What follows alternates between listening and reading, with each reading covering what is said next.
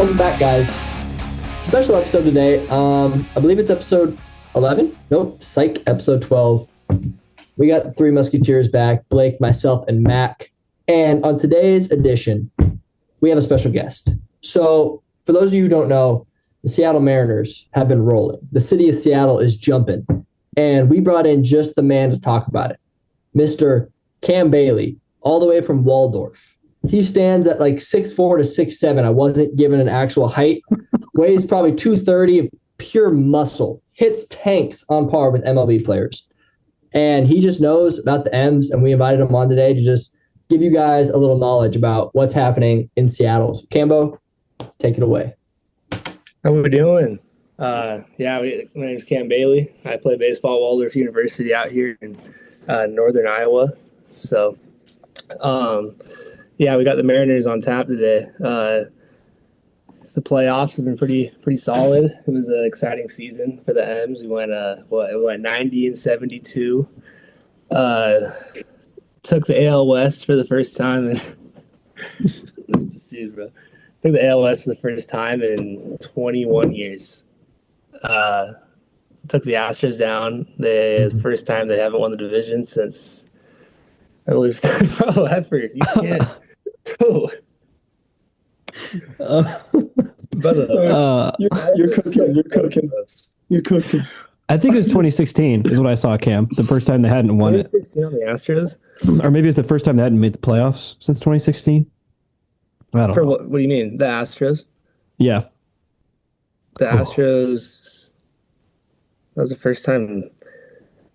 Yeah, that was the first time the Astros hadn't won the division since 2016, yeah. Wow. Yeah, that's crazy. Something special. Oh. So, Cambo, talk me through just like what you've seen so far from the M's in the playoffs. Who's performing, who's not? I mean, yeah, I think we gotta start with the man, Jorge Polanco. I mean, talk about a difference maker. Like, he has just been unbelievable. I mean, you go look at games 1 and 2 in Seattle. It was a tough battle to drop game 1 against Detroit, and he had a couple good knocks in I believe game 2. I'm trying to backtrack. Okay, that's wrong. Game 2, but back into Detroit in game. Bro, are we still recording? Dude, I actually missed Cam, I can't even it's showing up on my screen. No cuts. There's no cuts. Missed Cam No cuts. a lot. I mean, he's just showing up on my screen and I can't concentrate. Anyways, let's backtrack. Let's just start it tonight. So we got Jorge Polanco, and he hit a 3-run bomb tonight to make the game 6-3 in the 6th inning. And it just it really separated the game and put Toronto and their fans out of it. But going back, game 5 against Detroit, I mean, he's just, as clutch as can be, that long 15-inning battle, walk-off base hit through the hole, sent us to the ALCS for the first time in 21 years. And then game 1 yesterday in Toronto, he went and he had 2 RBIs. Two base knocks there, and he's honestly just been the biggest difference maker offensively in the postseason. But of course, you got Cal Raleigh, big dumper, MVP, got 60 home runs. Obviously, you got the argument for Judge, but all of us in Seattle hoping. Nope, it's Cal. It's Big Dumper It's Cal now. He's a catcher, and he the platinum glover. So that means he's the best defender in all of baseball last year. So I was Cambo, you're a guy that's gotten a lot of comparisons to Cal. So what's that been like for you? I don't know about that, to be honest, but I mean, like, you're a big white guy that hits tanks. Oh yeah, when I was reading up on your scouting report, it said could be comparable to Cal. So especially like the big dumper. That's high praise, bro. That's high praise. I don't know. Sometimes I try to channel his energy when you're out there taking some hacks on the field. Just trying to try to backspin the ball both ways. I mean, man, I can't be a switch hitter, but I mean, yeah, you watch him swing, and all he's trying to do is just hit balls as hard as he possibly can, and he gets backspin on a lot of them, and that results in a lot of the bombs. So, what have you seen from our like pitching staff? Yeah, well, I was gonna say, what did you think about Gilbert today? Gilbert, yeah, he had a decent start today. I got back from baseball practice in the middle of the third inning, and I believe it was the third. It was either the third or the fourth. He had the Blue Jays on 2 outs, and Springer was up, and he dotted 2 pitches for strike 3. I think it was one was on a 2-2 count, and the other was on a 3-2 count, and he just dotted it right at the bottom of the zone, and the umpire completely squeezed him, and they ended up tying the game off him. But I mean, yeah, he had an early lead with Julio's home run, Julio's threw-in bomb in the first inning, but it definitely wasn't his complete dominance like it was in Detroit in game 3. That was unbelievable. But yeah, I mean, man, the staff has just been, in the bullpen especially too, has just been unbelievable. And even with the absence of Brian Wu this entire playoffs, they have just been lights out. I mean, you could go down the list. I could talk about these guys for hours. I mean, they're just unbelievable. It's been a good ride so far. Is Spire? That's how you say it? Mm-hmm. I feel like from what I've seen from him these playoffs, he's like struggled a lot. Like a lot of our runs have come off him, or a lot of other teams. Yeah, runs. he's had a rough go in this playoffs. I mean, man, this regular season he was lights out. I mean, he was one of the best arms out of the bullpen. Just a guy. I mean, he's lefty. It's got a nice breaker, and he just puts it in there and hits spots at 95 to 97 miles an hour from the left side. But yeah, man, he came in and what was it? Game 4 against the Tigers, came in when we had a lead, and Riley Green, just first pitch, just absolute bomb, lefty, and then same situation or different game 5 against the Tigers. Mm-hmm. George Kirby was at the end of the line.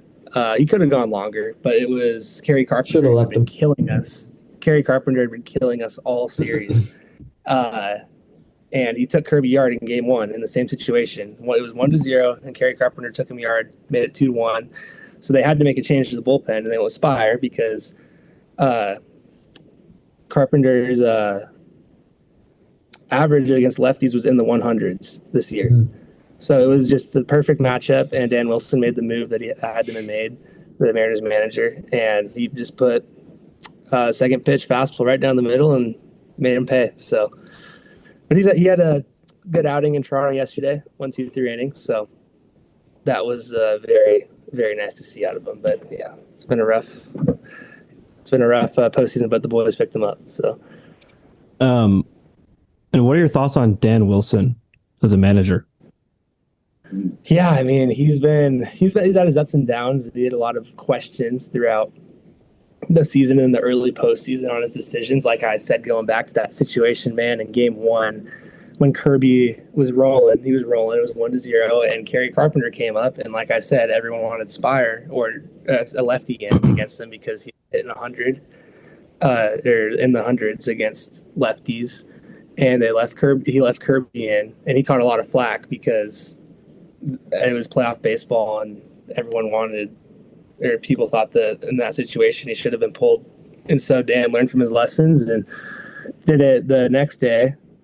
And that was the other thing I missed on Spire. The next day he came in game 2. Spire came in and punched out Carpenter in that same exact situation, and kept the Mariners in the lead against Skubal in a 1-0 game. So. And the other biggest thing in the playoffs was game 5 against the Tigers. And after Kerry Carpenter hit that home run, we got Skubal out of the game. It was the 7th inning. And the Tigers manager put in a lefty pitcher against our lefty who had been announced, Dominic Canzone, for the pinch hit. And so Dan opted to put in our switch hitting guy, Leo Rivas, who had been in AAA for 9 years and almost the entire season. On his birthday, is actually Leo Rivas' birthday, and He delivered a 2-out base hit to tie the game and basically save the season based on how that game went. So that was a really cool move by Dan, and he's been impressive as far as that's gone, and bullpen management this postseason. Yeah, Rivas was clutch. I just think it's like, speaking of the bullpen, I think it's crazy that on Friday, I mean, the M's had to pitch 7 guys to get that win. I mean, it's like game 5, like you're pitching whoever, right? You got starters going in and where closers usually go in. You just need to win. And then they turn around with 1 day's rest and go Sunday, Monday, and they've only given up 4 total runs after pitching 7 guys. I mean, I don't know a lot about baseball, but to me, that seems very impressive. I mean, you got one of the best hitting teams, if not the best hitting team in baseball the whole year in the Blue Jays, and you've given up 4 runs after pitching like basically your entire bullpen in one game. That just seems pretty crazy to me. And they're doing it all without their ace. Yeah, I just hope that doesn't mean like the Blue Jays are due for, just whacking the ball around in Seattle. That would suck. Yeah. I did see something that they were like 3-0 this year in Seattle. The Blue Jays? Yeah. Well, I saw they were 73-5 in games that they've scored more than 5 runs in the whole year. So hopefully we can continue to keep them below 5 runs and the Mariners can continue to score. Yeah, I mean, that's been the tale of the series in the playoffs. I mean, the pitching, it's just been incredible, especially after that 15-inning game. I mean, no one expected to go into Toronto and get that pitching out of, or get that performance out of our pitchers. I mean, you look at guys like Edward Bizardo, who's been like really. I mean, he just wasn't like incredible during the regular season. He was solid, but he wasn't incredible. And man, he came in and basically saved our season in that 15-inning game. He came in 1 out, bases loaded for Logan Gilbert, and got out of it with no runs.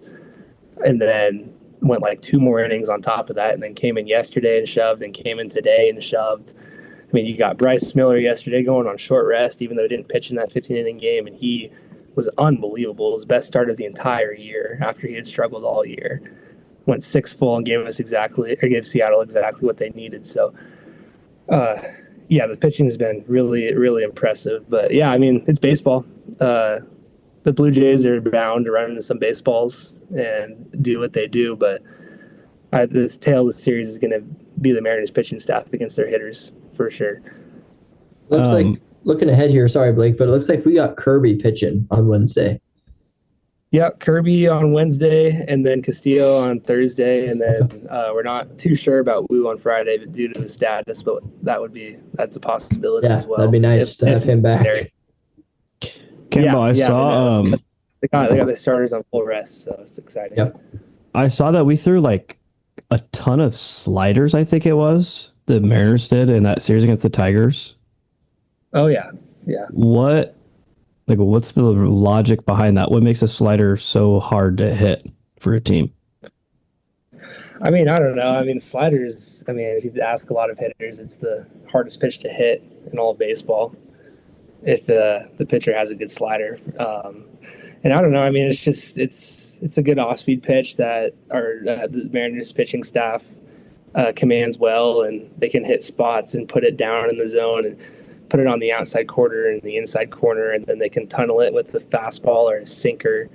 And so basically tunneling means a hitter sees this pitch coming in the same spot where that slider started, but it can be a sinker and so can end up on the completely other side of the plate. So Cal Raleigh does a really good job with calling pitches and keeping hitters on their toes. But I mean, like you said, they threw a lot of sliders, and I think the scouting report against the Tigers that they struggled against sliders, and that's exactly what happened in that 15-inning ball game. So walk me through the different pitches and what they do. So sinker, we're going to go off a right-handed pitcher. So a sinker, all my examples will be right-handed pitcher and a right-handed batter. So a sinker will go and start middle, and then it will go in toward the hitter's legs, like toward his knees or wherever, closer to his body, and that will be at the same speed as a fastball. So for the most part, pitchers can throw it at anywhere from like 94 to 99 to 100 miles an hour. And then two-seam fastball has about the same, has a similar action where it goes toward the batter four-seam fastball, like that's Brian Wu's best pitch. That has a lot more ride to it, so hitters have a tough time getting on top of it. So it's more straight, but it kind of rides up. And then sliders will start middle of the plate and they'll break away from the batter, from the right-handed batter. And curveballs are more up to down, so they'll break away from the batter as well, but they'll break more up to down towards the ground. And then splitters and changeups. Splitters is Logan Gilbert's best pitch. It's unbelievable, as well as Trey Savage for the Blue Jays today, and that one will just straight up drop off the plate. Like they can throw it at 90 miles an hour, 88 miles an hour, whatever, and it will start in the zone and then just drop straight to the ground. So that's about what you got for a general pitchers. So for you personally, what's your favorite and least favorite pitch to hit usually? My favorite pitch to hit would probably be, obviously just the fastball, and I honestly like hitting cutters too. I didn't explain that one. Cutter is just basically a faster slider. It has it'll start middle and go away. So it's kind of like the opposite of a sinker. But if you have a nasty cutter, it's gross. But a lot of cutters I see, I'm able to work through and go the other way. But I would say fastball is the easiest, and then hardest is just a really good splitter or a slider because it's nasty. The ball moves so much, and if you don't read it right, it's going to drop off the table and not be in the zone. So, wow, baseball is so complicated. This guy knows ball. Yeah, does know ball. I'm not trying to. Maybe I need to generalize it more for the audience. I don't know. No, this is insane. That was fun. Well, that was good. Mm-hmm. We got a couple more minutes here before we got to take a break. So what else do you got for us on the Mariners? What else are you expecting in the next game? Man, thoughts for the series? It's just exciting times. Like for a lot of people, it's just so cool how how the team cares so much about the fan base and the fans in the city of Seattle. Every 2 seconds you look and they're thanking the fans and just saying they're doing it for the fans, and they're obviously doing it for each other. But the team's so well meshed together, and they all are having so much fun. It's just a city that's been starved for years upon years. Our entire childhood, like they said, since 2001 is the first time we've ever been here, and this is the closest we've ever been to the World Series, I believe. What they said. I don't know if we've won 2 games in a championship series before or not, but I know we've never been up 2-0 before. So, like Kobe said, job's not finished, but so long series. But yeah, it's exciting. But yeah, the bats got to stay hot. Tonight was really good. It was, I think the stat was when the Mariners hit 2 or more home runs in the game, it's like they win like 80 to 90% of the time. So they're really good on the long ball, and every single guy in that lineup can hit a home run. So all the way from Randy Arozarena at the top to J.P. Crawford at the bottom. And so bats have got to stay hot, got to stay consistent. And then if the bullpen can pick up the starters as well as they are right now, got a really good shot looking into Seattle because you got 3 games at home. And if you look at it from I know it's the playoffs and it's a lot different, but man, you got a 3-game series in Seattle, Wednesday, Thursday, Friday. If you win that 3-game series, if you win 2 games, that 3-game series, you know where you're going. So I don't really know if I want to say it yet or not, but obviously the Mariners have never made they're the only team in the league that has never made the World Series. So it would be something special. People always do the comparison, the Seahawks Super Bowl or the Mariners World Series. It just means so much because the Mariners, you play 162 games, and I feel like it's such a family-oriented thing. Like, you go to the ballpark with your friends and your family, and you watch all these. I watch all these games during the summertime with my family and stuff. So it just means a lot, and it's a baseball town, it's a baseball city. So, yeah, I've been got good vibes going, and it's gonna be packed house.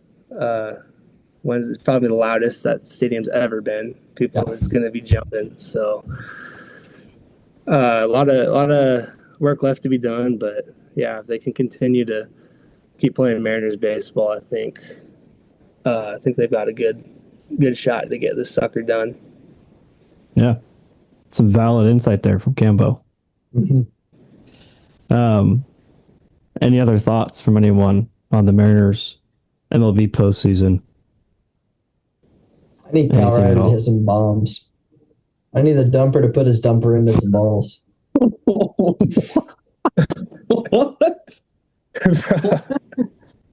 That's going on the TikTok, Dawson. Yeah, holy. What do you mean? That's a valid take. It's going on the TikTok.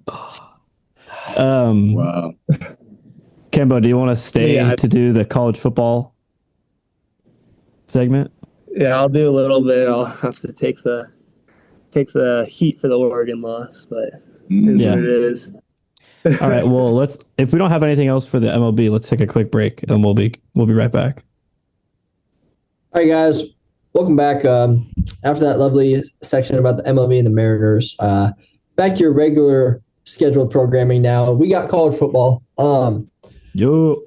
Yeah, I mean, I feel like this was a pretty, I wouldn't say eventful week, but it kind of was at the same time. I don't really even know what to feel about this one.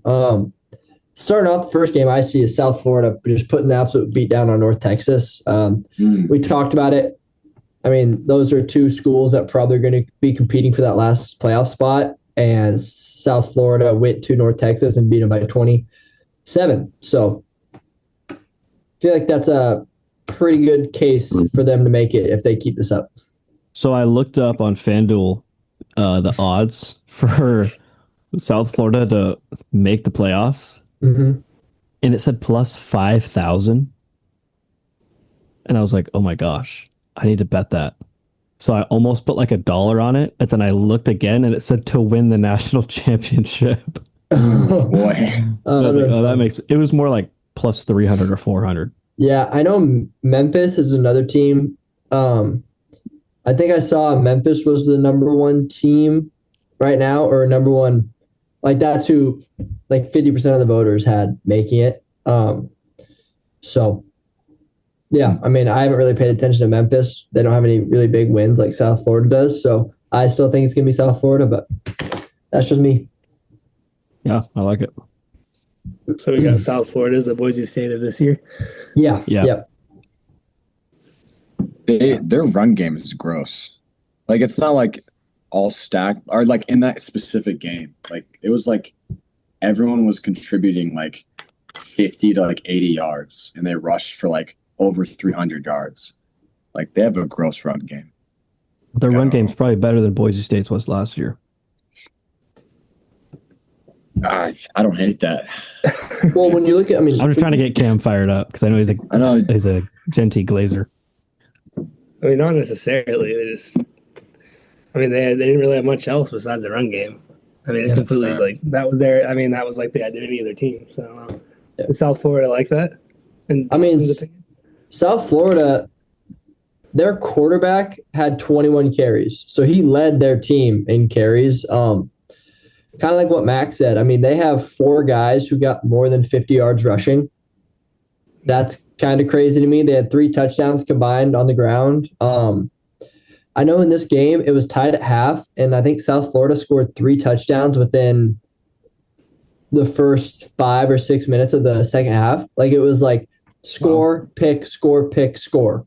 Something crazy like that, because I was driving to my buddy's house, and my buddy who was in the car was like reading off what was happening. And he was like, holy cow, they're up 3 touchdowns now. So, yeah, I didn't see all that happen. But yeah, like Max said, I mean, literally 4 people above 50 yards of rushing. That's insane, with their quarterback leading the way with 21 carries. That's, I mean, you don't really hear about that much. Yeah.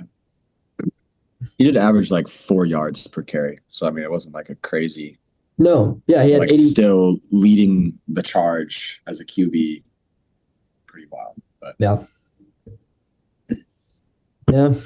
Pretty entertaining game. Speaking of kind of like not big schools, what the heck did the Cougars do? I mean, they only lost to Ole Miss by 3. Yeah, that was By crazy. 3? Come on. That was sick. I thought they had a chance, to be honest. I was like, They did. first time in my life, I was rooting for the Cougs. Right. Yeah, I didn't watch that game. That was electric. I can't even lie. Yeah, their defense was unbelievable in the first quarter. Mm-hmm. Yeah. And really the entire game, honestly, like the score, I mean, they played them dead. They played them dead even in the second half. Each team scored 14 points. It was just the fact that Ole Miss got a field goal in the second quarter that really won them the game. Like, they won the second quarter 10-0. So they won the half 10-7 and then played them dead even in the second half. So, I mean, that's insane. The Cougars were 32.5-point underdogs, and they lost by 3. Wild. Yeah, it's a good performance in deep SEC country. That's sick. Yeah, that's awesome. Yeah. Also, I'm big on like the fans, man. The Cougars, they showed up with all they've been through. The Cougars are crazy, man. They go anywhere. Yeah, I remember seeing a couple of the coaches on Ole Miss like complaining about their student section, saying it wasn't good. Like, I was like, okay, yeah, that's a reason or valid reason to like almost lose to 3-2 Cougars. Yeah. So in the post game presser, Lane Kiffin said their red zone offense showed up as much as the student section did. That. Yeah, that's what it was. Yeah, that's what it was. Wow. So does that mean that the Huskies are better than Ole Miss? Yes. No. Yeah, book it here. I said it. Yeah. Maybe. Tough to tell. Who's next? Oregon Ducks. Tough day for you, Cambo. Yeah, it was a rough one for the boys. Yeah, man, college game day, top 10 game. Nah. Yeah, Indiana. Did you get to watch it, or were you like at practice or something? I watched the entire second half. We had a big baseball tailgate at our school's football game in the first half, but I watched the entire second half. What happened? I didn't get to watch it. I mean, honestly, Indiana's defense was really impressive. They shut down Oregon's run game, and passing was. I mean, they put a lot of pressure on Dante, and he had 1 touchdown and 2 picks, in like under 200 yards passing.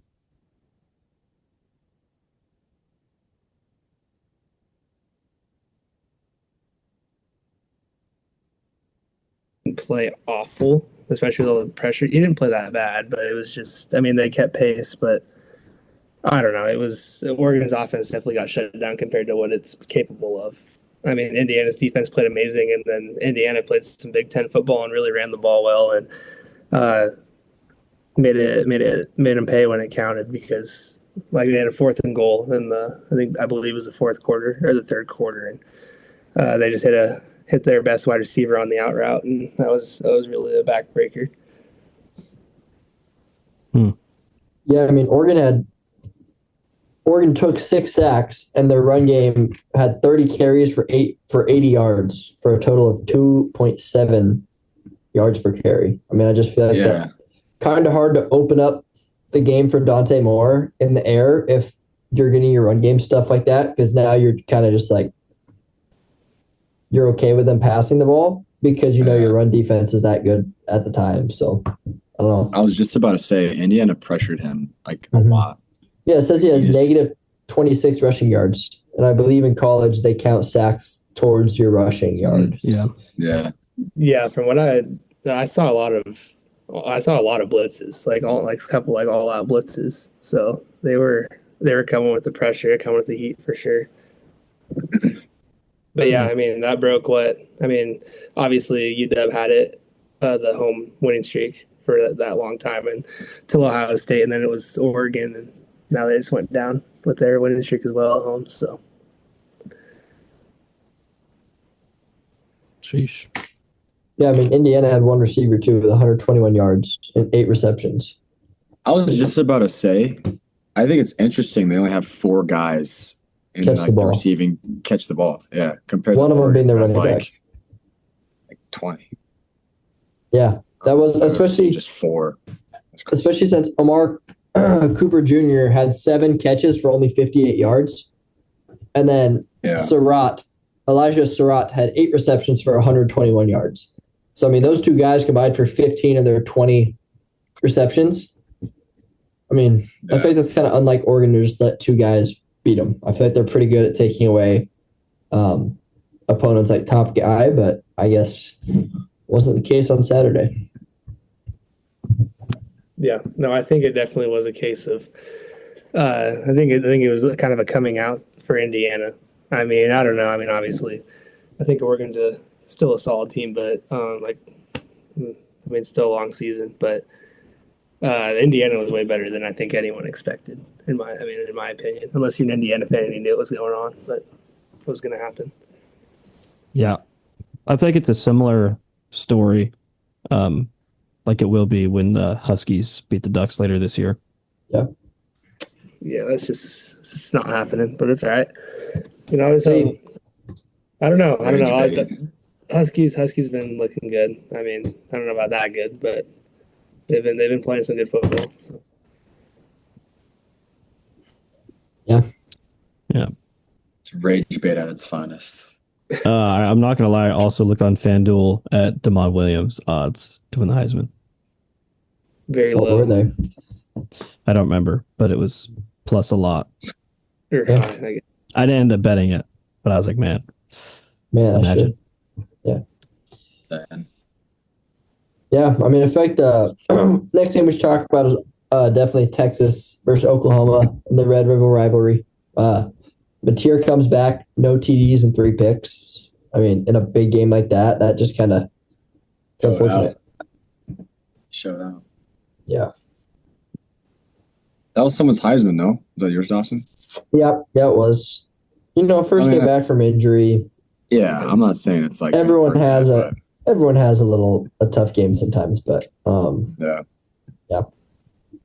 Was the thumb? No, that was. Or was it the thumb or the finger? Seemed to be bothering him still, or was he fully healthy? I don't know. I know he was last week. He said they were talking about him possibly playing, and then they decided to sit him. So I don't know if it was just the game this week that they're like, hey, we need you to go. But yeah, I don't know. Not sure. All I know is he played and didn't do too hot. But I mean, Texas is still, they're Texas. I mean, Blake's got their flag freaking hanging up behind them. Like, oh, you forgot to talk about your flag. Oh, yeah. Shoot. Let me finish this, Josh, and I'll give you your shout out. But I mean, they're still Texas. They're still preseason, like what, number 1, I think. Like, they're gonna be good. They're gonna beat good teams. Yeah, I mean, it's definitely not a team you can sleep on, even though they had a really rough start to the season. But yeah, Josh, thank you for the LSU flag. Yeah, Blake's got his Texas one. That was Texas's. That was Blake's natty pick. LSU was my natty pick, and the flag didn't come in the first package opening. It was a little late, but it's up now, and it looks over me as I sleep. And I remember, go Tigers. So I don't know if you guys saw Mac and Kemba, but Josh gave us smelling salts. we took smelling salts on the podcast. How was it? I didn't watch that yet. It was electric, to say the least. It was pretty crazy. And then we tried them again like a couple days later, and it was definitely worse. Really? I didn't know Josh is into smelling salts. He's not. Definitely. Oh, he's just in. He also asked us if we would do the hot ones challenge. Oh boy, dude, that'd be kind of fun, low key. That could be a fun little episode. Yeah, it could. Maybe once like hoops comes around. There you go. Yeah, I mean, just staying in the SEC. I mean, a lot of those teams are doing really well. I mean, they got 9 5-1 teams or better, and then obviously Texas still. Yeah, I mean, they're good. I think this is going to be. It's just tough because I think Ohio State's definitely like the number 1 team in the country still. But I feel like besides them, it's going to be an SEC year. Like a lot of the playoffs are going to be made of SEC teams. Yeah. I don't think Ohio State is actually the best team in the country. Who do you think is? Texas, Miami? No, I think it is Miami.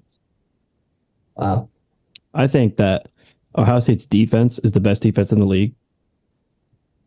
I just don't think that their offense. What wins championships, that- dude? Yeah. Yeah, What wins Kamba. What championships? wins chips? I don't like Ohio State, but what wins championships? I think this might be the best college defense we've seen in a long time. So Yeah, no, I'm saying their defense is the best in the league, but I think the gap between Miami's defense and Ohio State's defense is smaller than the gap between their offenses. I think Miami's offense is much more trustworthy in big moments than Ohio State's. Mainly just because of the experience of the quarterbacks. yeah, no, I don't think Ohio State's That's offense fair. is amazing yet, but we'll see how it goes. They got later Bo on. Jackson though. What are you talking about? Yeah. Oh, I just Yeah, think that Bo Jackson. Sayan's a year away. yeah. But Yeah, I mean, I like Miami. I didn't like him at the beginning of the year, but as much of a Carson Beck not enjoyer I am after last year, he has been balling out. you can just say hater. Yeah, but I don't like hate him. You know, like he's never done anything to me. It's like I hate him. I just like wasn't too high on him coming in this year, but he's definitely been proven a lot of people that thought like I did wrong. But I just think with Ohio State, it's just like I don't know. Going to every game, I feel like they're gonna win, just because like even when they make mistakes, like a Husky game like that, like it felt close, but they ended up beating them by like 2-3 scores. Like, I don't know, like even when they're not routing teams and playing to their best, it's still just like they're always in it and they're always giving themselves like a chance to push a game to like 2 touchdowns. I don't know. I don't know how to like describe it any better than that, but it's just, yeah. I like that. But I mean, still go Tigers. Gonna win the Natty. Fair enough. I feel like Ole Miss or LSU's been like kind of like silent. Yeah, I mean, they haven't really I played haven't really anyone. heard much. I know I looked at their schedule actually. Coming up, I believe they got a gauntlet. Yeah, I mean they play Vandy this week at Vandy. I mean it's Vandy, but it's also still Vandy. They've been looking pretty good this year. They go, hold on, I got it up. They go Vandy at Vandy, then they go A&M at home, then they go to Alabama, and then Arkansas at home, and then they finish out the year with Oklahoma. So they definitely got that SEC gauntlet coming up. And that, I mean, those 4 games are going to make or break whether they make it to the playoffs or not, since they already have that loss to Ole Miss. So, Yeah. We haven't talked about James Franklin getting fired yet. oh, yeah, we haven't. So a couple questions, just like what are your thoughts on that? Where do you think he's going next? And then I haven't seen anything. Have they announced the next coach? See. I'm assuming it's just like some interim. Just an interim so far, yeah. Maybe But they'll who do you pull think like a is next UCLA up for situation. that job? Well, I think where he's going is going to be like your local Walmart. Yeah, I'm just not a. Yeah, he just hasn't done too hot with I feel like a good amount of talent for a long time. And this year has kind of really just been the downfall. I'm kidding though. I mean, obviously he'll find himself a spot. As for going there, I heard Indiana's coach, his name thrown around. I don't know if he would ever leave Indiana after what he's kind of built there, but his name's been thrown around and a couple other names I kind of forgot. But yeah. Do you think What it's rule? crazy, like firing your head coach mid-season? It worked for UCLA. I feel like that's crazy. I mean, Like I understand. Penn State's kind of I feel like that's a little different.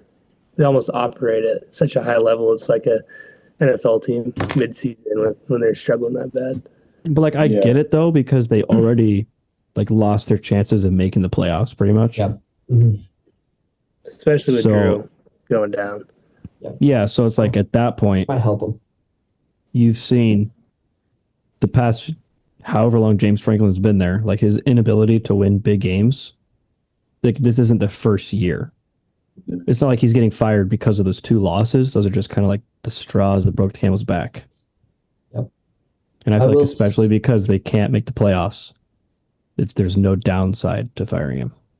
I will say James Franklin had the highest buyout amount in college football history so far. So Penn State, like all the boosters and alumni, raised the highest amount of money for Was it him like- to be Was fired. it like 50 mil?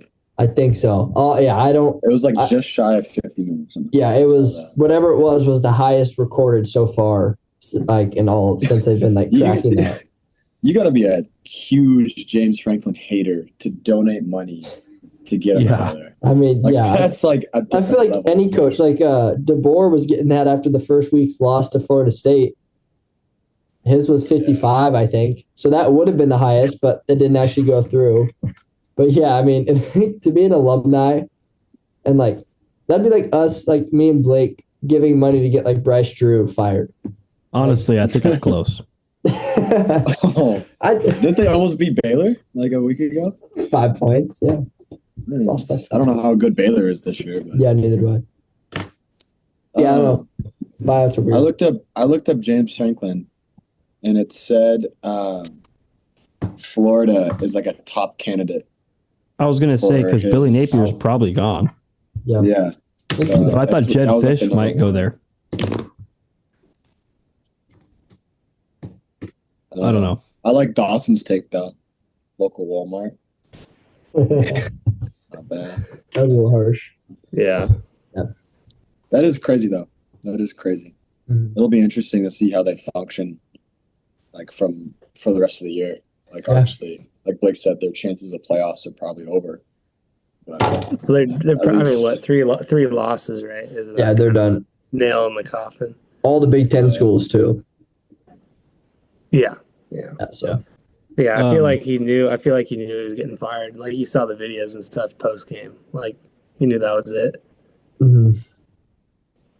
Yeah. For sure USC looked really good. they did. Michigan's back out of the top 25, which is awesome because when we beat them, we're probably still not going to be ranked. Yeah, I mean, I'm personally pretty high on USC this year. I think they're playing really good football. I still think they got one of the best QBs in the country. yeah. They're just, I mean, they're got a really high powered offense. I haven't actually like watched a full one of their games, but every time I look at their scores and their stats, it just seems like their offense is running pretty well, like just every aspect of it. So I mean, they have like probably. I mean, I don't really know, but like I think he's one of the best receivers in the nation. That Lemon kid, like he's disgusting. Like I watched him a couple weeks ago when they played.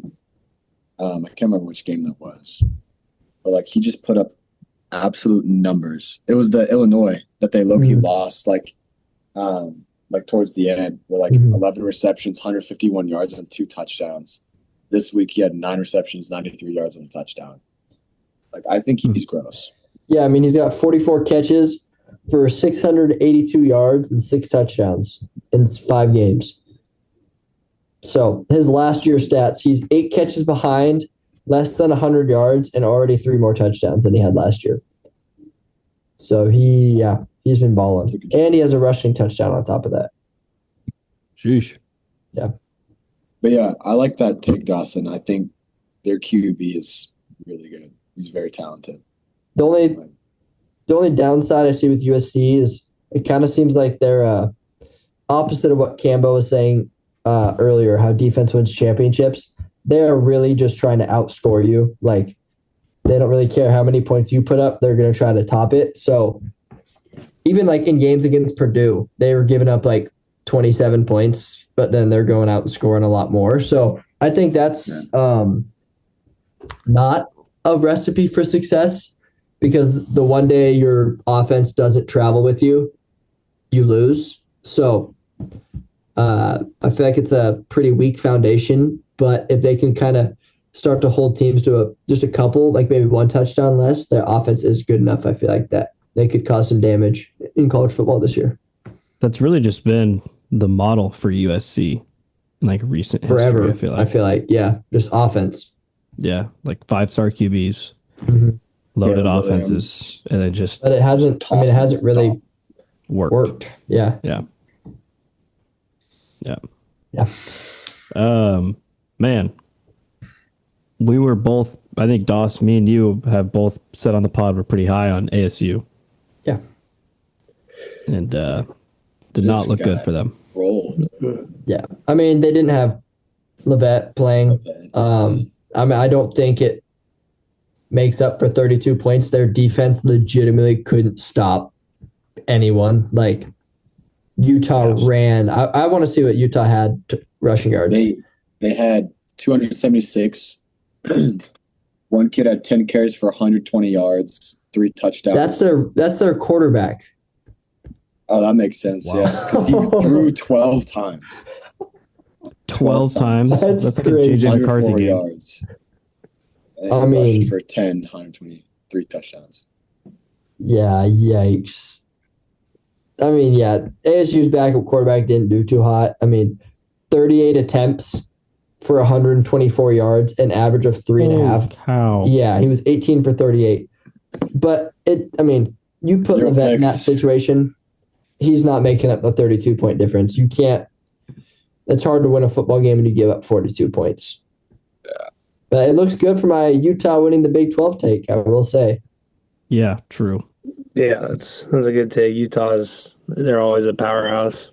I don't know about a powerhouse, but they're always there. They're always hanging around. They're always top 25. They're always there. They're always just close to the top. So they give themselves a chance every year.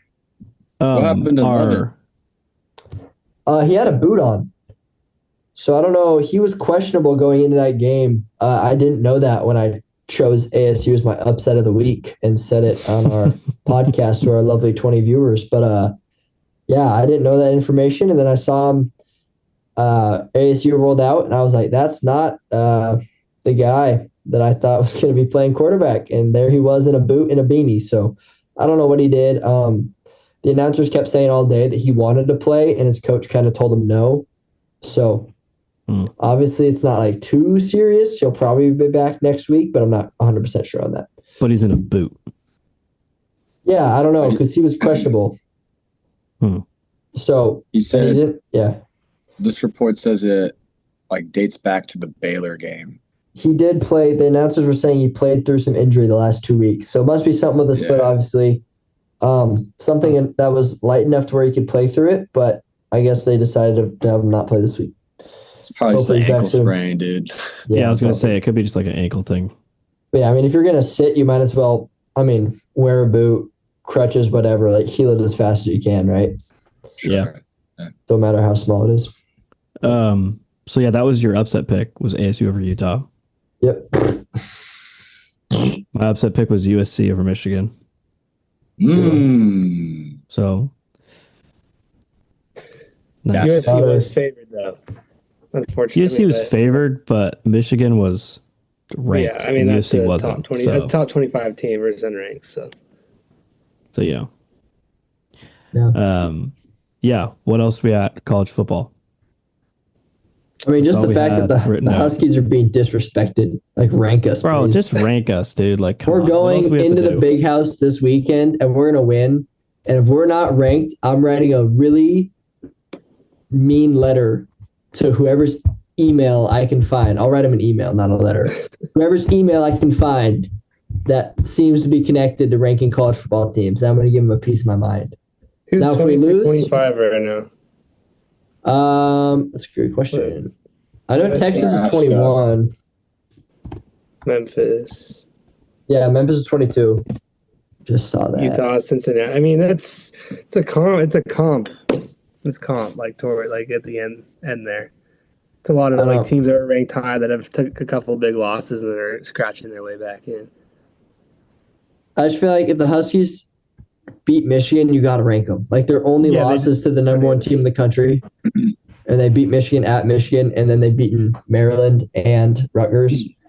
I don't know. Washington is the third highest team receiving votes to be in the top 25. Yeah, I saw that. Michigan and Illinois. Okay. On the honorable mentions. Okay. Yeah. So if we beat Michigan and someone from ranking 25 to 19 is bound to lose this week. So yeah. So I think technically that'd put us at 28. Right now. Okay. Yeah. Yeah. I guess is that all? I guess another game we could talk about real quick was just Florida State losing again. at home to Pittsburgh. I mean, that's a pretty big loss, I feel like, for them. It's interesting how that loss for Alabama to Florida State looked terrible, and then it looked okay, and now it's kind of looking bad again. I saw something. Florida State hasn't won a conference game. They're 0 for 9 in their last 9 conference games. Wow. So that dates obviously back to last year. So that means, they must have lost 5 games, the last 5 conference games, and then they've lost the first 3 this year. And that's at home, too. After a rough Virginia loss, I thought they were going to come out a little fired up, but they just had nothing going for them. Yeah, that's shocking. Crazy. Yeah. I mean, after the stature of what they were 2 years ago and then last year, and you go and beat Bama, it's like, okay, they're back on the track again. They're just in a nosedive again. Yep. I'm sure there's questions floating around about Norvell and everything at that place, so it's a tough spot to be in. For sure. What about your Cox, Doss? They win? I don't know. I'm just saying, like, Nope, you're they lost. SEC champs, See, right? No, but here's the thing: is that my SEC champs played my Natty champs, so like I was bound to win the game, right? LSU You're bound to lose. No, I'm a glass half full type of guy, so I was bound to win. One of my teams is winning, and LSU won by 10. South Carolina. I mean, 3-3. You could go on record and say that was like the worst take this podcast has seen so far. South Carolina to win the SEC. They're 1-3 in conference play, so I don't think that's going to happen. So go Tigers, I guess now. Kind of all on the Tiger bandwagon. So yeah, it's kind of tough because I need Nussmeier to win the Heisman, but I need Texas to win it all. I just don't see Texas winning it all anymore, but there's hope. Bounce back. Yeah. Any closing thoughts on college football before we take another break and then go into NFL? I got nothing. I don't think much. No. All right. Well, we'll take another quick break here then, and then we'll get into NFL. All right, guys and ladies, welcome back. We had a great segment so far about the MLB. Then we had a great segment about college football. And now we're rounding it out with NFL, the professional sport, Sunday. Just start it off, Blake. You want to go ahead and tell us how your 3 teams that you chose to win their games, or how'd they look this week? Yeah, my 3-team parlay, the Lions lost, the Bills lost, and the Commanders didn't cover. So they lost, yeah. Yeah, so all 3 of my picks were wrong. Dang. So, pretty surprising though, to be honest. Like I didn't see any of those losing. No, I mean, they were my locks, so obviously I thought they were going to hit, but that's knowledge. Ofer. What about you, Doss? Yeah, I actually went the opposite of Ofer. I went 3 for 3. So I had Patriots to cover, Colts to cover, Bucks money line. So all those 3 hits. That was fun. I was just trying to pick games that were like going to win you money. You know, like your games were like probably like minus 1,000. Yeah, I mean, when looking at my games, it's like I'd rather win $5 than lose. So yeah, that's just me though. I mean, I don't know if everyone's going to agree with me on that one, but yeah, I mean, some interesting games this week. I feel like the Giants beating the Eagles. That was a big one. Got them by 17. That's quite a few points. Is Jackson Dart the truth? Is he like the answer to all the Giants problems, or what? I don't know. I just feel like it's too early to say. Like, he only threw the ball 25 times for under 200 yards. Yeah, not yet. Scat Pack went nuts. So yeah, Scat Pack did go nuts.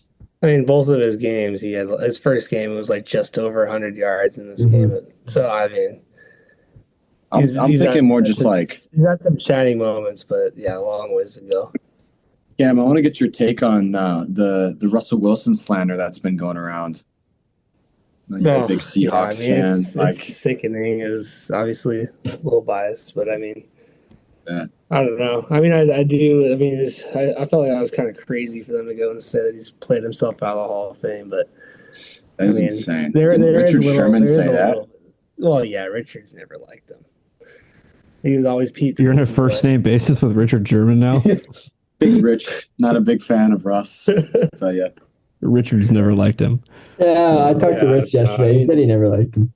Yeah, I felt that was a little bit I don't know if it was. Yeah, just unprofessional and deserved, in my opinion. But actually, Cambo, didn't you send me a picture of you with like the real sledge? What does that even mean? With Cam Chancellor. Yeah, Cam. What is that? What are you talking about? Like because you got the freaking hammer or what? Like what?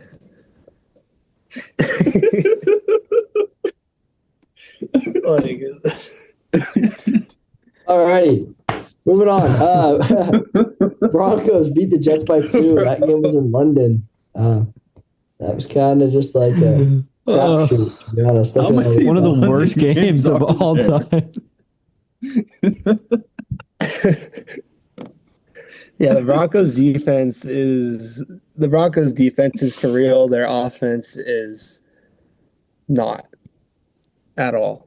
I mean, yet, but it's been very shaky. And their defense is very impressive. I mean, obviously it's the 0-5 Jets. We got 9 sacks.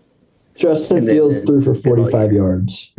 Yeah, no, the Jets. I don't want to talk about it. He's my QB. All right, in fantasy. Don't want to talk about it. I put a 6-legger together for that game, and none of them hit. Oh man! Underscore. It was 6. Yeah, it was 6 player props, and they're all overs. And 0 of them were close. Yeah, so that was cool. Yeah, no, I would say the Jets. I would say the Jets are a different type of bad, and then the Broncos was not impressive, but their defense was impressive for sure. Yeah, I mean, then you got the Colts beating the Cardinals by only 4. Chargers beat the Dolphins by 2. Patriots beat the Saints. That was to be expected. Steelers beat the Browns. Hawks beating the Jags by 8. What are we feeling about that one? JSN, man, he's the truth. He's the truth. He's the best receiver in the NFL right now. I would get behind that. I love it. Cambo, do you remember when I was hating on DK all last year? Yeah. And I was saying that we need to get rid of DK and JSN is the number 1. Yeah. The take's looking pretty good right now. Yeah, I mean, I don't know. I mean, we always knew he was amazing. I mean, I made an investment in his jersey last year in December, or November, or whatever it was. You got JSN jersey? Yes, sir. Yeah, I got it. I had Doug Baldwin, and then I grew out of it, and so. Dude, he kind of looks like Doug Baldwin. He looks nothing like Doug Baldwin. I was in between Witherspoon and JSN because I wanted to have a guy that was going to stick around for a while, but I think I made the right choice. Cambo's a season ticket holder. I am not. Are you really? Oh, I'm not. My higher ups are. Oh, there you go. It's always nice to have. Mom and Dad, after a 15-year wait. 15. They were on the waiting list for the waiting list. And then they got off the waiting list in like 2018. Into on the waiting list until now, and they finally got them. Heck yeah. Oh, actually, that's actually sick. Yeah, they've been. I didn't know what you meant by higher ups at first. I was like, yeah, Mac was lost. Yeah, it's like, did your coach get it?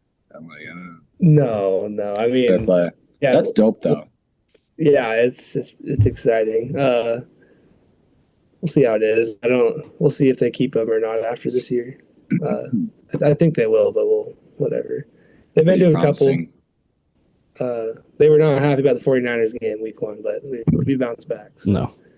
We should place a bet for the Seahawks to win the Super Bowl and the Mariners to win the World Series. That would be crazy. And the Seattle Storm to win next year's WNBA. And the Supersonics to win the 2035 NBA Finals. Get Adam Silver out of there, bro. Anyways. Put on for the city. Anyway, Yeah. circling back, I would say, circling back to the game, I would say that, I mean, trying to be non-biased here, obviously, but I mean, what defense? We were completely, we had the injury bug in the secondary, and the D line came to play. The defense came to play for the bounce back week, because after getting absolutely destroyed by Tampa Bay's offense, and yeah, so they stepped up, and it wasn't pretty, but man, Sam Darnold did his job. He looked great again. Yeah. While Gino's been obviously looking a little bit down over there. So, I mean, I don't know. I said Mike McDonald, 10 wins first season, 4-2 right now, looking pretty dang good. I mean, it's pretty impressive as far as a rebuild goes. I don't really see it as that, but offensively for sure. No, I'm super impressed with all the moves that we made in the offseason. Greg Zabel is looking great. So I think we nailed the draft. Yeah. That safety we picked up, Nick Morawi, however you say that. I mean, Nick's been amazing, healthy. He's a force out there. Arroyo, our tight end, I'm just really impressed. Torrey Horton. I like Torrey Horton. I started him in fantasy this week. He got no catches, so that was 0 cool. points. Yeah, that was sick. Still been great. How injury prone is your team to start Torrey Horton? Yeah, my team sucks. 0-5. Actually, 1-5 now after beating Mack this week. Oh, But yeah, the Seahawks are looking for real. Yeah. I think the NFC West is probably the best division in football right now. 100%. I would say 100%. I was looking at it earlier today, and we have the most wins combined. We're at 14 wins right now. yeah. As much as it's stacked. as much as we dislike the 49ers, man, I mean, that's just it's sick watching. It's sickening watching all their guys get hurt. I mean, Warner, that's just. I know. Yeah, watching Fred Warner go down, that was crazy. Hurts. I feel bad. I mean, it's just you want to play. You don't want guys getting hurt. That's just not unfortunate. Mm-hmm. It's been unfortunate. Yeah. Speaking of the NFC West, the Rams beat the Ravens by 2 tutties. That was kind of to be expected. Yeah, I mean, Puka, yeah, did go down early. I believe he came back though, right? Am I tripping? I think he did. Pretty sure he came back. But yeah, it'll be interesting to see how that plays out for like the rest of the year. I don't know who they got next week or if they got a bye, but yeah, always kind of scary to see your number one option, like really the number one option in the entire league right now, go down. Behind Jason. Yeah, sure. Yeah, and then right. Yeah, Gino and the Raiders beat the Titans by 10. Packers beat the Bengals. Bucks held off the Niners. In fact, the next game, I thought the Lions-Chiefs, I thought the Lions were going to keep it a lot closer, if not win that game. Rather, they lose by 2 scores. Hey, shout out Branch, though. You guys see that? The brawl at the end. Dude, that's my defensive player in that one thing with Cam's dad. Did he lose some That's points? my guy. I don't know. I don't think so. Hmm. But yeah, that was an interesting game to say the least. I feel like the usual suspects for the Lions weren't really there. Yeah, tell me about it. I mean, can we talk about the fact that Amon-Ra St. Brown had 9 freaking catches for a total of 45 yards? I mean, if you told me that he got, if you told me that he had 9 catches, I would have told you he went for like 100+ yards. Instead, he got 9 catches on 10 targets for 45 yards. That's just Dawson and I had him as our 6th leg on a parlay for 60+ yards. Only one that didn't hit. He had 9. Like, if you tell me before like he has 9 catches, I'm like, okay, give me like 100+ yards. Yeah, so that was pretty crazy. It do be happening. I think he had 2 catches for like 3 yards at one point, or 2 catches for 1 yard at one point. So how does that even, like, what are you doing? Just like slant demon. Screens that get blown up, I guess. I don't know. But yeah, that was rough. Yeah, that was unfortunate.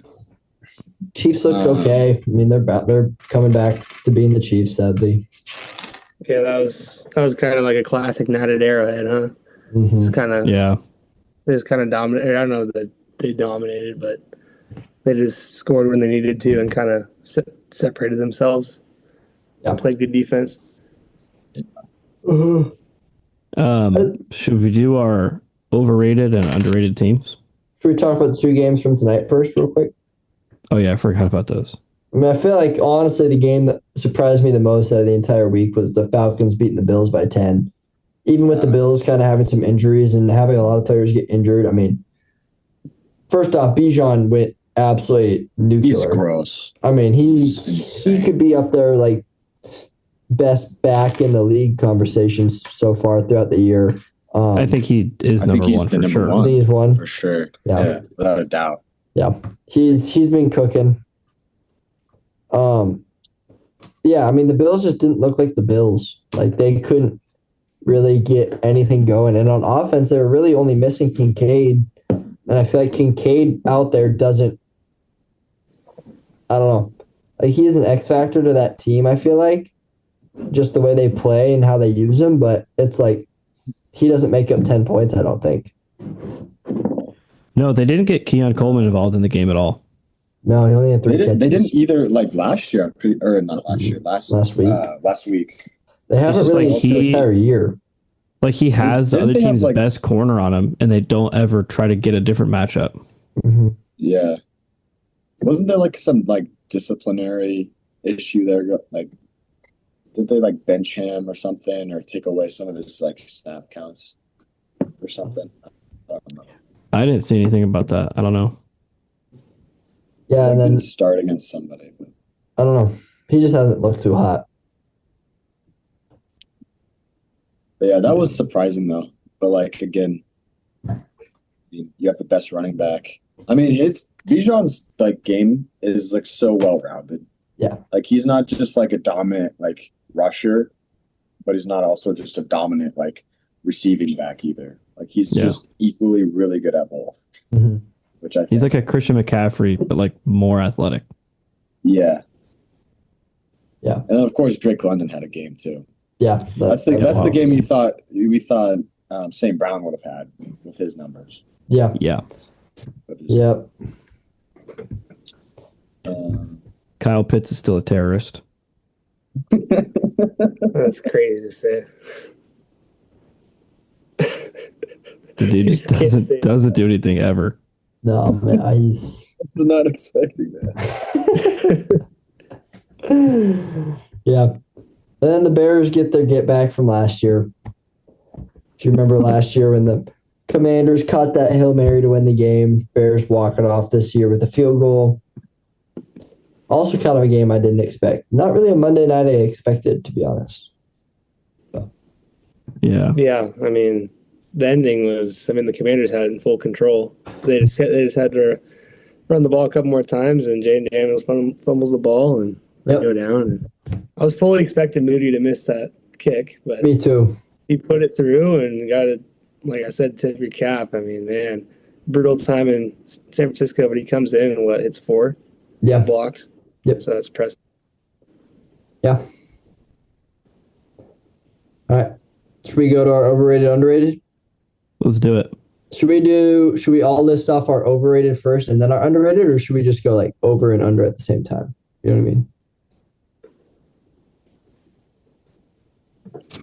No? Okay, cool. Blake, let's do all over first. Yeah, that's what I was gonna say. Yeah. All right. Let's have our guest start first. We'll have Cambo lead us off. All righty. Yeah, my overrated team is the Packers. Yeah, I mean, they just haven't been impressive. I mean, they started out obviously looking like one of the most formidable forces in the league, beating the Lions really good in week 1, and then week 2 they went and took down, who was it? I was just looking at it.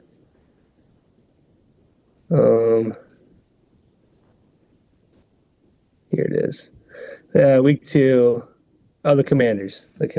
So, I mean, both of those looking kind of iffy right now as far as those teams are playing. I mean, Lions are still good. But anyways, they lost to the Browns week 3, so that was like put them on fraud watch, in my opinion. And then you go into Dallas, who after Dallas lost to the Bears, and they tied with them. And obviously, you guys all watched that game, which was ridiculous. And they got to figure out their overtime, but that's another point for another time. And Dallas lost to the Panthers this week, so they obviously haven't looked great. And then they go their bye week and this week, and they beat the Bengals by 9. Like, the Bengals have been absolutely brutal since Joe went down. So I don't know. I just think, obviously, I don't like the Packers that much, but I think that they're quite overrated right now. Yeah, I like it. Mac, what do you got? It's tough, like, looking at teams that are like overrated, like, in the long run. I think Packers were definitely a team that that was in my mind, but I feel like I can't go Packers and do the same thing. So I'm gonna pivot and I'm gonna go out to Pittsburgh. I mean, they're 4-1 right now. They're 4-1. Like, and people are saying Aaron Rodgers is the best he's been in like the past like 6-7 years. that was unintentional. I swear, and then it came out of my mouth. Pause. And wow. Holy but I think just like looking at their schedule, like their only like real competitor has been the Seahawks so far. Like, they barely beat the Jets week 1, and then they lost to the Seahawks by 2 touchdowns.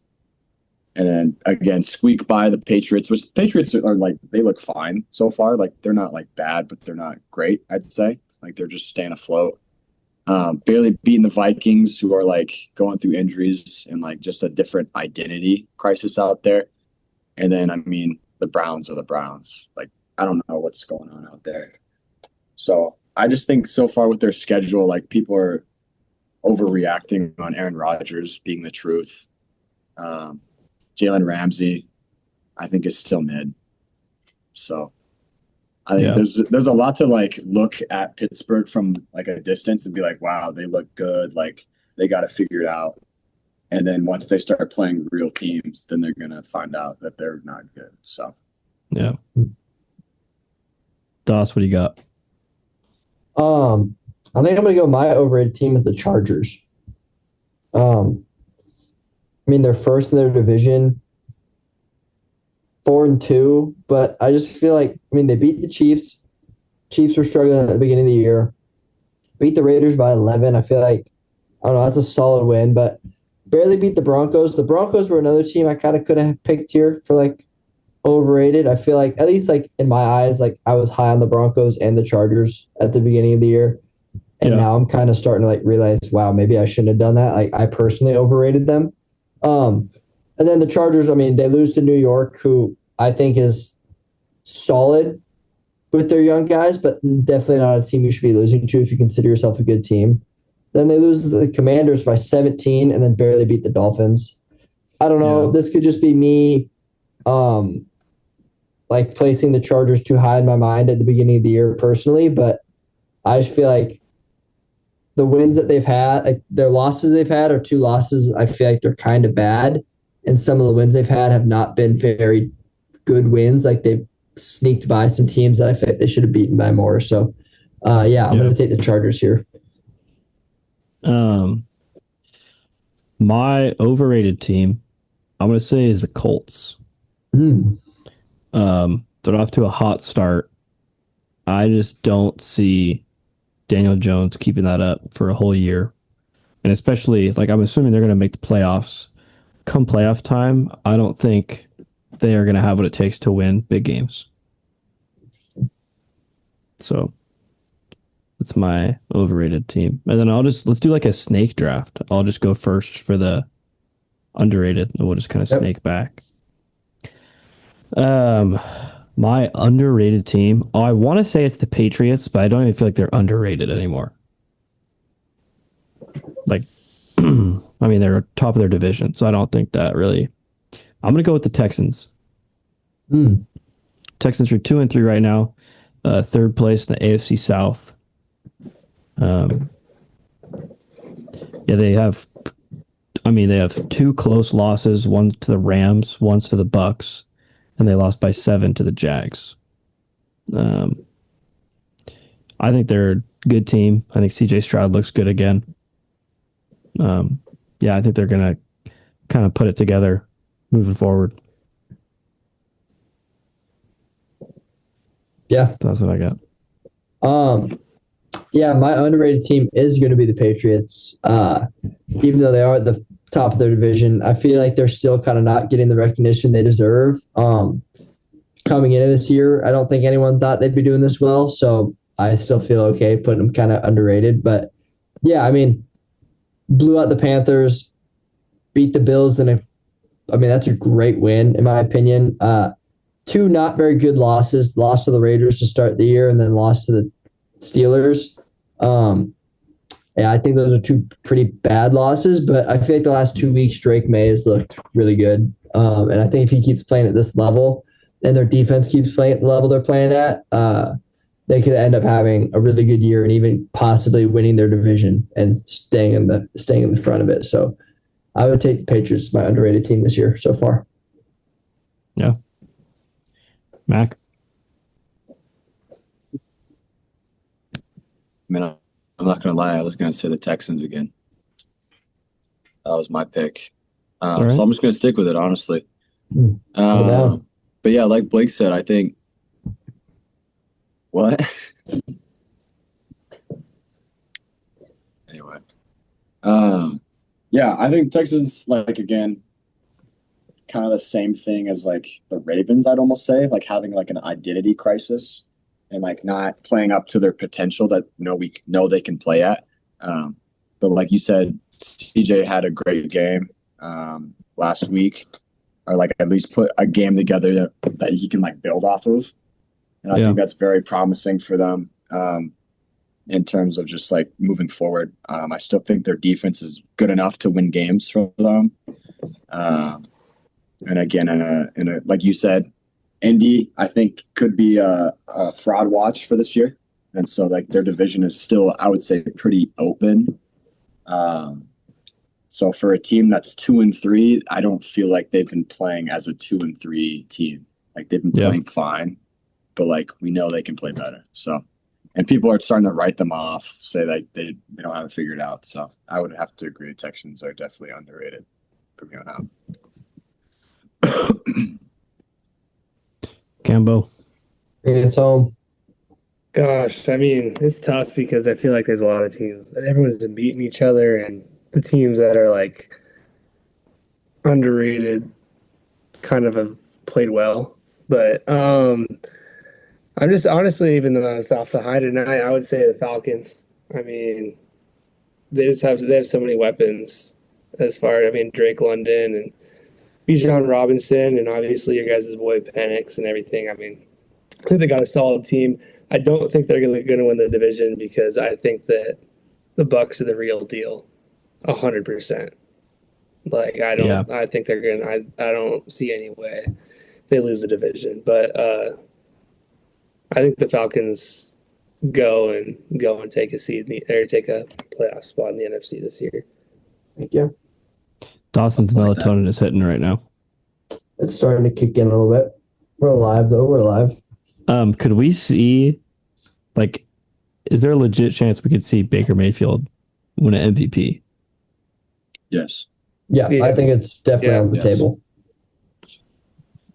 I mean, I feel like if Carson Wentz can win one, anyone can do it. He's fun to watch. Like, yeah, just like the plays he makes. Like, this is what people like praise Patrick Mahomes to be like, but he's actually playing like it right now. Like, I think he's like living out what people frame Patrick Mahomes to be, or like the past couple of years. Is it crazy? He looks. Sorry, Mac. I thought you had everything. No, you're good. You're good.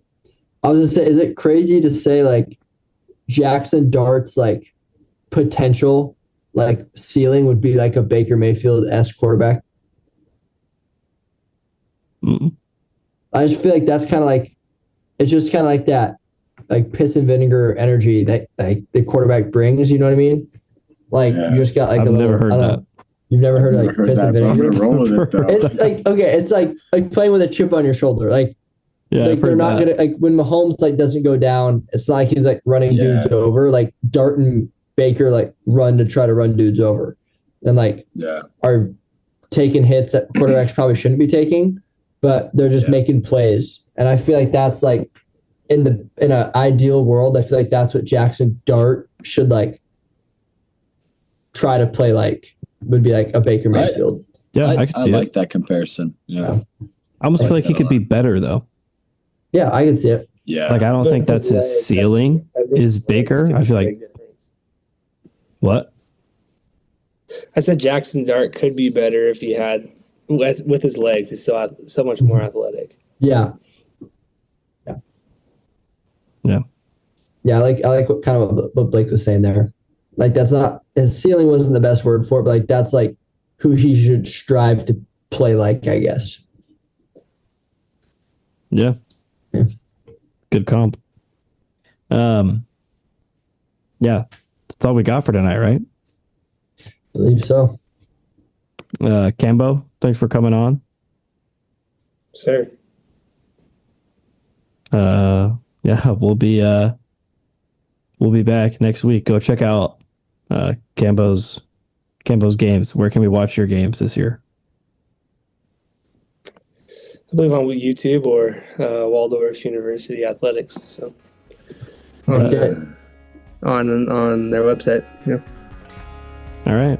We'll listen We'll on. see you guys next week or later this week. Peace out. Sir.